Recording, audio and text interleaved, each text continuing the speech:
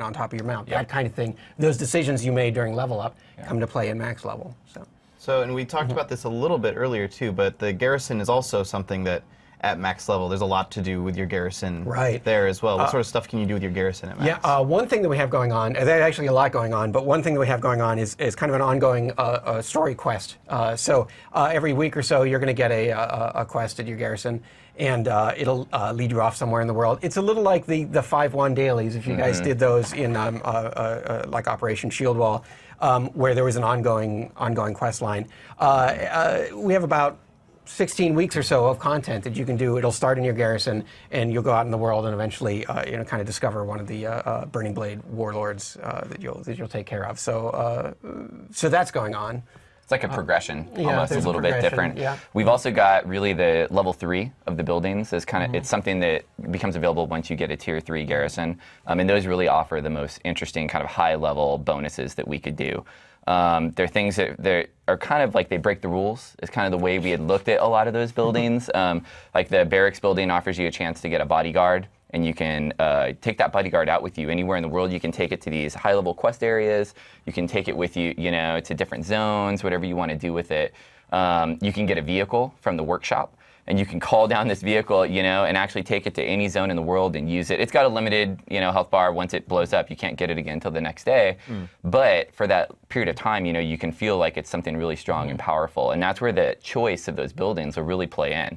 You can decide, I'm not into the Mage Tower anymore. You can blow it up, build the workshop instead. And none of these choices that you make are permanent, right? You always have the option to build something else.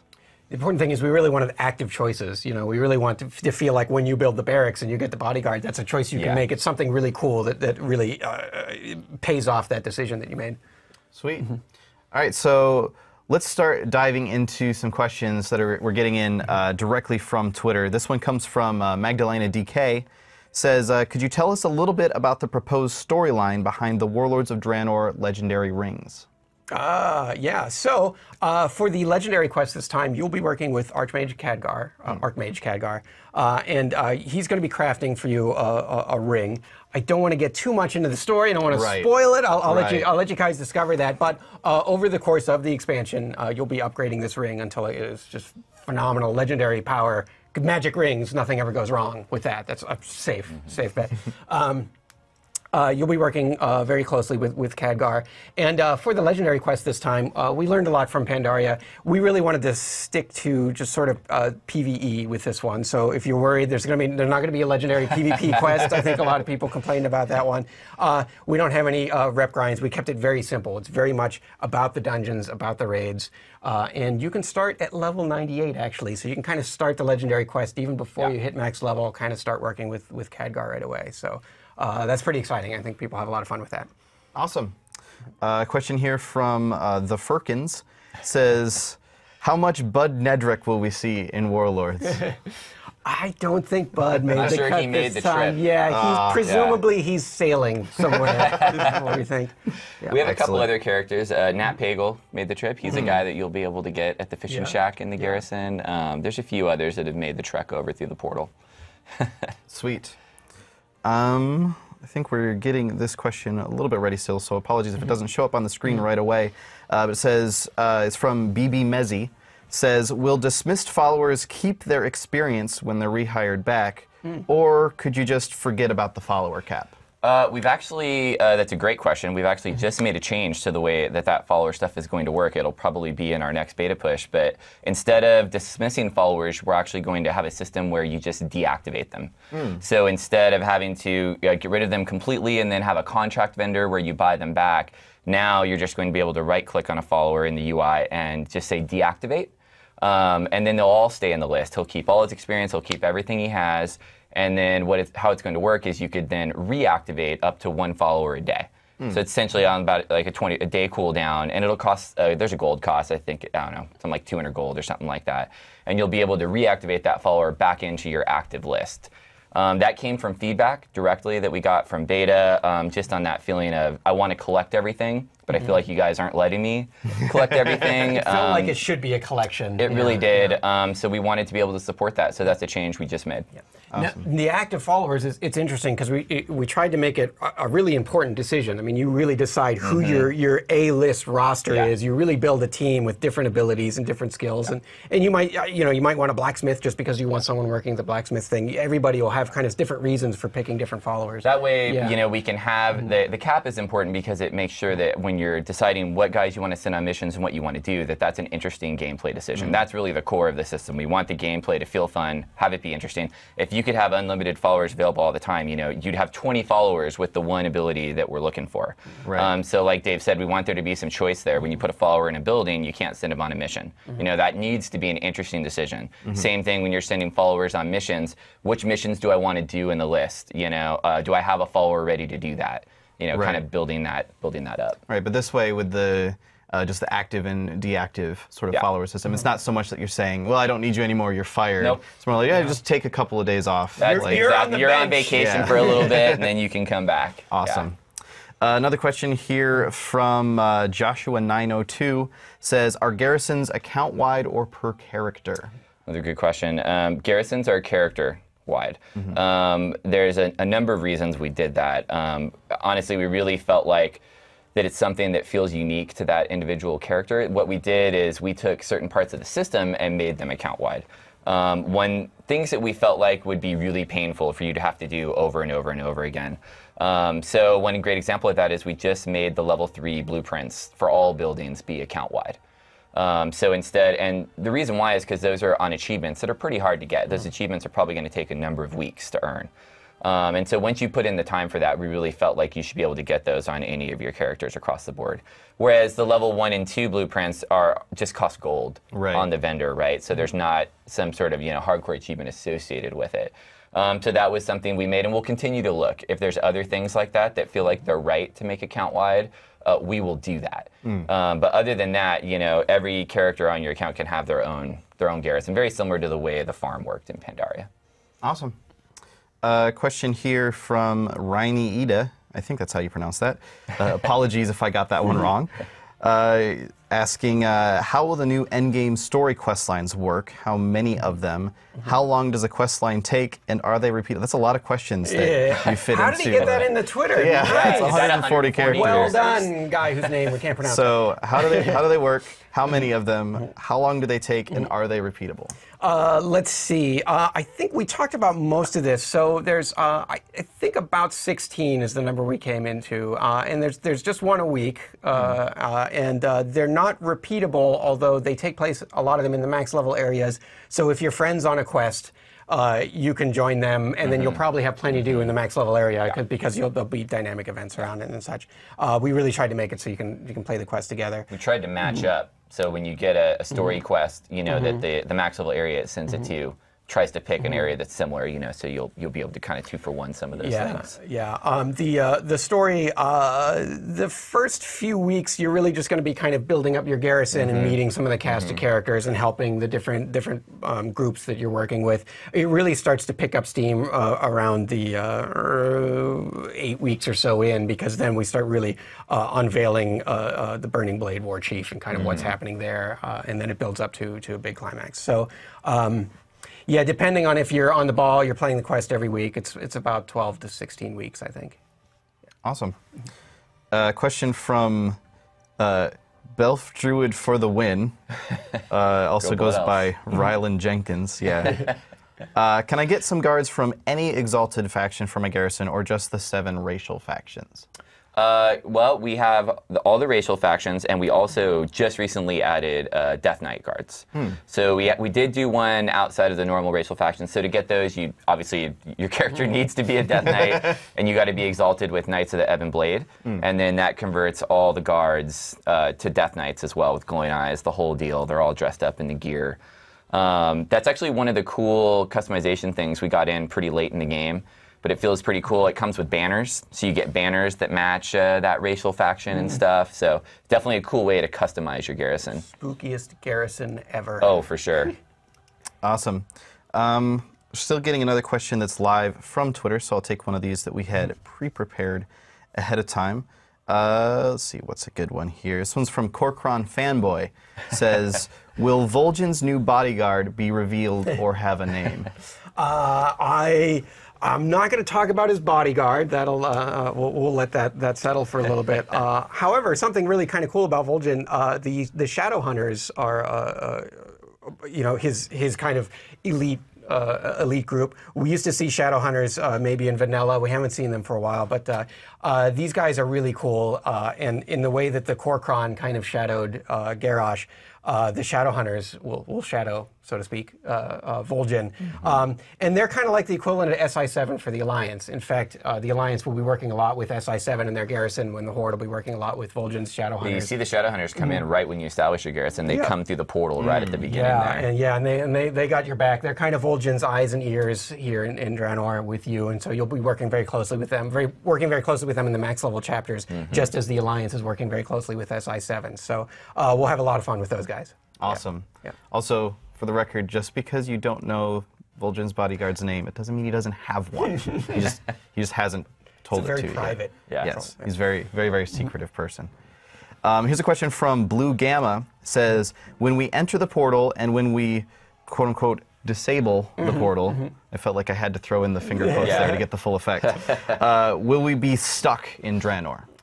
So story-wise, yeah, you're kind of stuck in Draenor for a little bit. Now, gameplay-wise, your Hearthstone still works. You can always you'll be able to do right back, just for gameplay reasons. Eventually, with the help of Archmage Khadgar, we'll open up some more permanent portals to help other reinforcements come through. Actually, originally, as we were developing the game, it was we kind of were really hardcore. That it was going to be really hard to get back and forth between Azeroth and Draenor, and it just felt more fun to be able to bring more parts of Azeroth in, just here and there. The player hubs in Astron are a great example of that. It's the concept there is that they're not exactly full capital cities, right?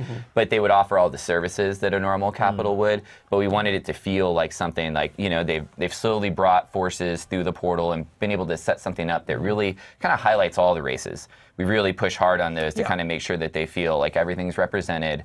And there's portals there that will take you back to the normal, capital cities that you would expect. Yeah, we loosened up quite a bit. And it just felt more fun to have a little more interplay between the two worlds. In the end, we have to support that kind of stuff. Yeah, and that's just a huge part of the Blizzard development process as well, is try this, see if it's fun, make changes. Yeah, it's very iterative. Yeah.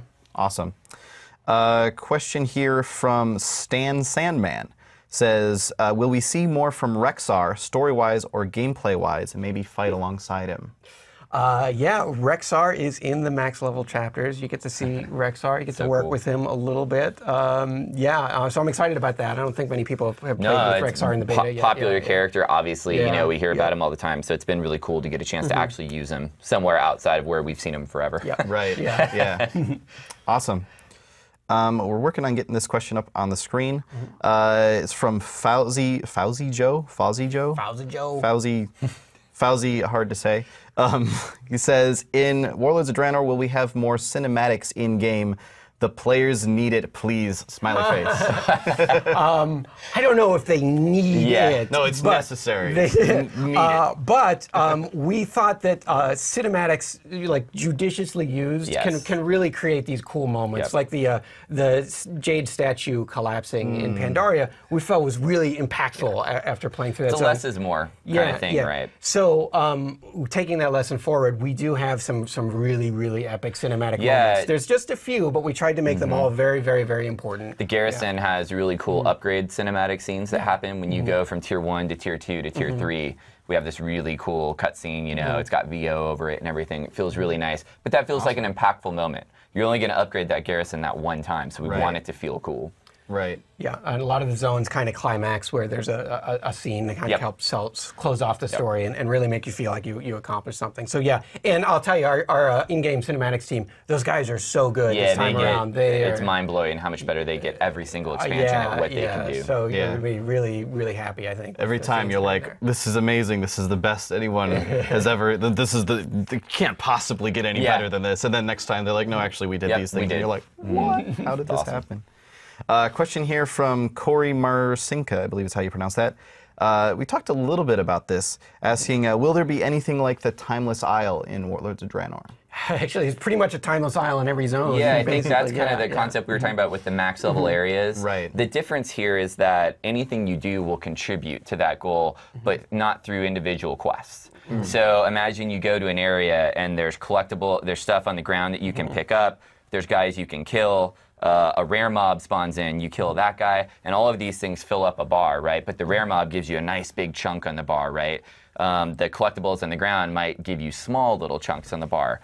So anything you do in that area, which can be done with friends at any time, it changes every single time. So the same stuff isn't always there. We've really set it up so that every time you go, there won't always be that same gameplay, right? That's really the concept there, because we know that you're going to get sent to these places over and over and over, and really our goal is to freshen that experience up, right?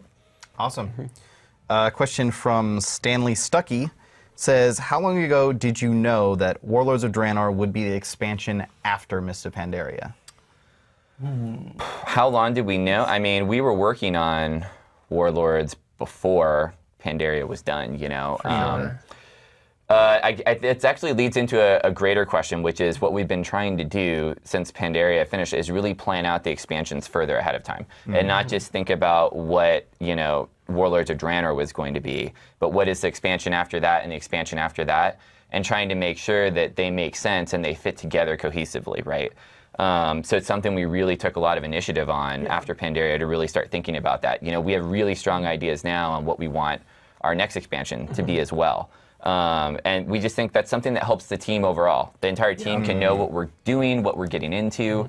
Things aren't changing, as we go down the road. It's more like we can establish what we're doing and build up to that next big moment. We've been saying that we want to come out with content faster. We've been saying it for a long time, and we came out with the patches for Pandaria really fast, but we didn't do a very good job of transitioning the team onto the next expansion fast enough to get it out and continue that pace. So we're really looking forward as how can we do this better? How can we make sure that we can get these out constant quicker? Iteration. It's just like everything else we do. We're trying to just change things up, figure out how can we do that, how can we get the content.